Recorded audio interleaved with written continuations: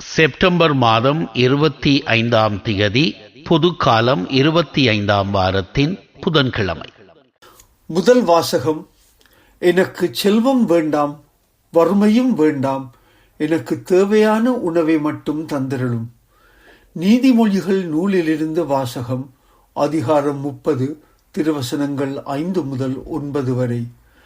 கடவுளின் ஒவ்வொரு வாக்கும் பரிசோதிக்கப்பட்டு நம்பத்தக்கதாய் விளங்குகிறது.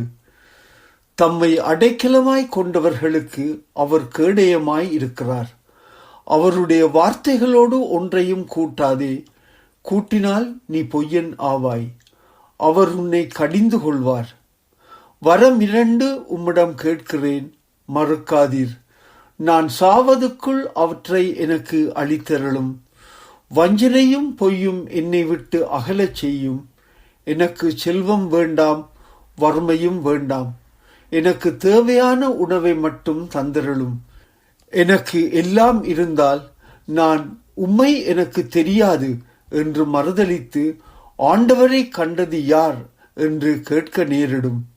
நான் வறுமையுற்றால் திருடனாகி என் கடவுளின் திருப்பெயருக்கு இழிவு வருவிக்க நேரிடும்.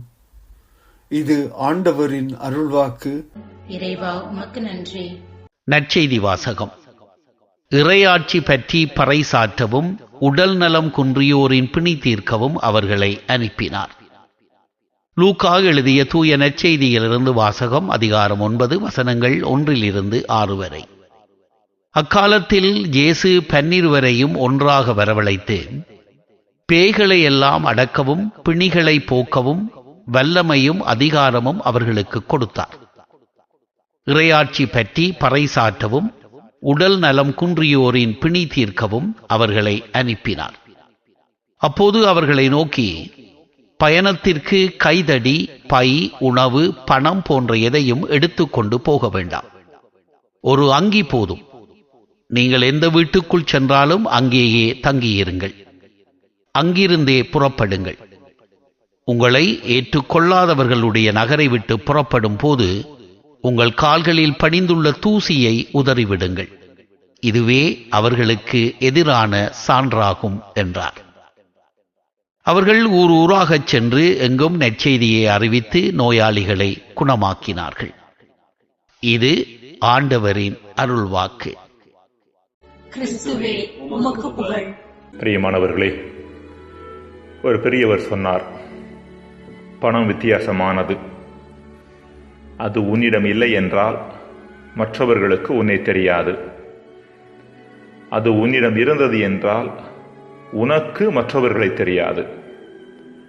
அது உன்னிடம் கொஞ்சம் அதிகமாகவே இருந்தது என்றால் உன்னையே உனக்கு தெரியாது என்று சொன்னார். மனிதர்களால் பயன்படுத்தப்படுவதற்காக உருவாக்கப்பட்ட பணம் மனிதர்களையே பயன்படுத்த ஆரம்பிக்கும் போது வாழ்வில் எல்லாவிதமான பிரச்சனைகளும் வந்துவிடுகின்றன. இன்றைய முதல் வாசகத்தில் பணம் உட்பட எல்லா செல்வத்தின் மட்டில் நாம் கொள்ள வேண்டிய சரியான அணுகுமுறைக்கான ஞானத்தை நீதிமொழிகள் ஆசிரியர் கீழ்கண்ட வார்த்தைகள் வழியாக மன்றாடுகின்றார். கடவுளை பார்த்து இவ்வாறு அவர் சொல்லுகின்றார், எனக்கு செல்வம் வேண்டாம், வறுமையும் வேண்டாம், எனக்கு தேவையான உணவை மட்டும் தந்தருளும். எனக்கு எல்லாம் இருந்தால் நான் உம்மை எனக்கு தெரியாது என்று மறுதலித்து ஆண்டவரை கண்டது யார் என்று கேட்க நேரிடும். நான் வறுமையுற்றால் திருடனாகி என் கடவுளின் திருப்பெயருக்கு இழிவு வருவிக்க நேரிடும் என்று கடவுளிடம் சொல்கின்றார். அன்புக்குரியவர்களை, மனிதர்களாகி நமக்கு கொடுக்கப்பட்ட இந்த உடலை பராமரிக்க கொஞ்சம் பொருளாதாரம் தேவை என்பது உண்மைதான். உண்ண உணவும் உடுக்க உடையும் இருக்க இருப்பிடமும் இருக்க வேண்டுமெனில் கொஞ்சம் பணம் நிச்சயம் தேவை. இங்கு நாம் புரிந்து கொள்ள வேண்டிய ஒரு செய்தி என்னவெனில், பணத்தாலும் செல்வத்தாலும் மேற்கண்ட காரியங்களை மட்டுமே பெற்றுத்தர முடியுமே தவிர வேறு எதையும் வாழ்விற்குள் கொண்டு வர இயலாது. துரதிர்ஷ்டவசமாக இன்றைய மனிதர்கள் செல்வத்தை மகிழ்ச்சியின் ஊற்றாக அணுகுவதன் காரணமாக செல்வம் கூட கூட மகிழ்ச்சியும் கூடும் என்ற தவறான மனநிலையோடு செல்வத்தின் பின்னால் ஓடுகின்றனர். ஆனால் உண்மை என்னவென்றால், செல்வத்தாலும் பொருளாதாரத்தாலும் உடலை மட்டுமே கொஞ்சம் வசதியாக வைத்துக் கொள்ள முடியுமே தவிர வாழ்வின் மற்ற பரிமாணங்களான மனம், ஆன்மா, ஆவி ஆகியவற்றை கொஞ்சமேனும் தொட இயலாது. வாழ்வின் மகிழ்ச்சியும் நிறைவும் உடலின் வசதியை கூட்டுவதன் மூலம் அமைந்துவிடப் போவதில்லை. மாறாக நம் மனதை செம்மையாக வைத்திருப்பதன் மூலமும் நமக்குள் இருக்கின்ற கடவுளின் பரிமாணமாகிய ஆவியோடு தொடர்பு கொள்வதன் மூலமும் நமக்கு கிடைக்கின்ற ஒன்று. வாழ்க்கையின் மகிழ்ச்சி வசதியை கூட்டுவதால் அல்ல, மாறாக இறைவனோடு தொடர்பு கொள்வதால் நமக்கு கிடைக்கக்கூடிய ஒன்று என்பதை இயேசு கொண்டு வந்த நற்செய்தி. இந்த நற்செய்தியை பறைசாற்றவே இயேசு தன் 12 திருத்தூதர்களை அனுப்பினார். பொருளாதார வசதியை மிக குறைவாகவும் அளவோடு வைத்துக்கொண்டு மகிழ்ச்சியோடு மன நிம்மதியோடு வாழ முடியும் என்ற செய்தியை அனுபவபூர்வமாக என்பிக்கும் பொருட்டே மிக குறைவான பொருட்களை எடுத்துச் செல்ல தம் திருத்தூதர்களுக்கு இயேசு அழைப்பு விடுத்தார். பயணத்திற்கு கைத்தடி, பை, உணவு, பணம் போன்ற எதையும் எடுத்துக்கொண்டு போக வேண்டாம், ஓர் அங்கி போதும் என்று அவர்களுக்கு அறிவுறுத்தினார். ஞானியான சாக்ரட்டிஸை பணக்காரர் ஒருவர் தன் வீட்டிற்கு அழைத்தார். பணத்தால் வாங்கப்படக்கூடிய அனைத்தும் அவர் வீட்டில் இருந்தன. தன் வீட்டை சுற்றி காட்டிய பணக்காரர், என்ன சாக்ரட்டிஸ், எப்படி உணர்கிறீர்கள்? என்னை நினைக்கின்ற பொழுது உங்களுக்கு கொஞ்சம் பொறாமையாக இருக்கின்றதல்லவா என்று கொஞ்சம் பெருமிதத்தோடு கேட்டாரா? அதற்கு சாக்ரட்டிஸ் சிரித்துக்கொண்டே, உங்களது பொருட்களை எல்லாம் பெருமிதத்தோடு பார்க்கிறேன் என்பது உண்மைதான். அதற்கு காரணம் என்னவெனில், நான் மகிழ்ச்சியாக இருப்பதற்கு எதெல்லாம் தேவையில்லையோ அவையெல்லாம் இங்கு இருக்கின்றனவே என்ற காரணம்தான் என்று சொன்னாராம். ஜெபம். இறைவா,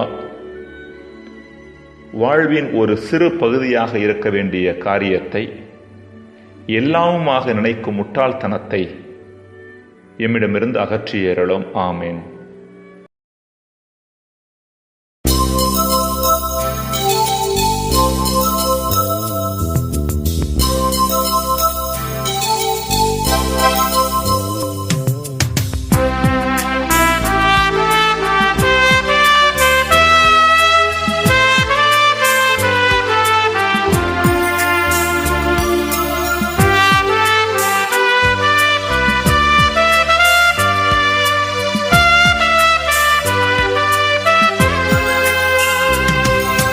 ஆண்டவரே, உம்மாவியின் ஆற்றலோடு அடியவன் நான் உன் பாதை தொடர்ந்திட அருள் புரியும். ஆண்டவரே, உம்மாவியின் ஆற்றலோடு அடியவன் நான் உன் பாதை தொடர்ந்திட அருள் புரியும்.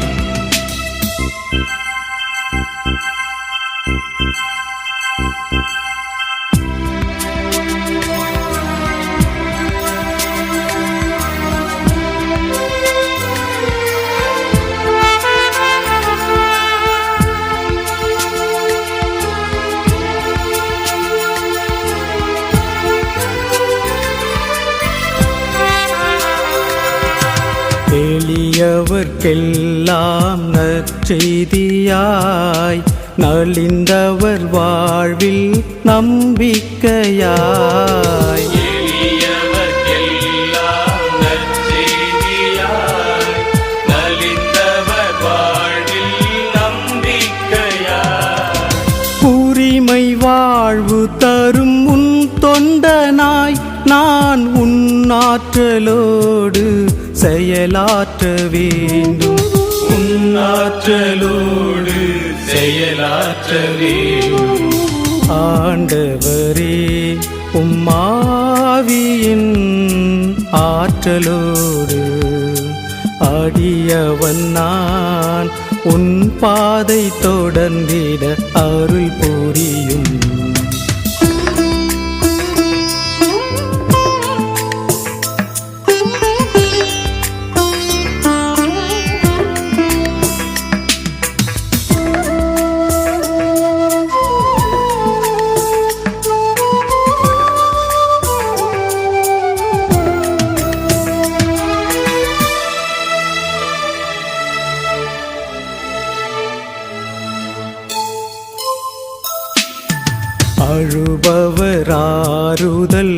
அடைந்திடவும் விழுந்தவர் துணிந்து எழுந்திடவும் அழுபவர் ஆறுதல் அடைந்திடவும் விழுந்தவர் துணிந்து எழுந்திடவும் தினங்கள் யாவும் உன் அருள் நாட்களே என மனங்கள் உணர நான் தொண்டாற்ற வேண்டும். மனங்கள் உணர நான் கொண்டாற்ற வேண்டும். ஆண்டவரே உம்மாவியின் ஆற்றலோடு அடியவன் நான் உன் பாதை தொடர்ந்திட அருள் புரியும்.